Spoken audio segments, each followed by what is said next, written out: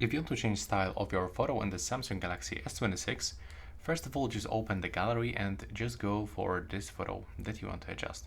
So for example, I will go with this one. That's the photo of the Galaxy Buds 4 Pro and my desktop in the background. So we have to click on this icon, and now we have to click on the AI adjustment. Then we have to go for a style, and as you can see we can find multiple styles, and when you click on the more, we can find, okay, that's the same amount, but probably they're gonna input some kind of the extensions later. But let's pick for example this one, and now we can just generate something. So let's see how it actually works.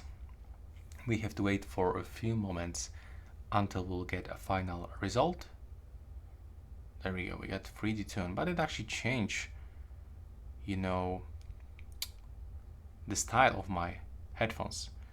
So I'm not actually satisfied with this effect, but let me know how you actually feel about this one and if you got some cool results.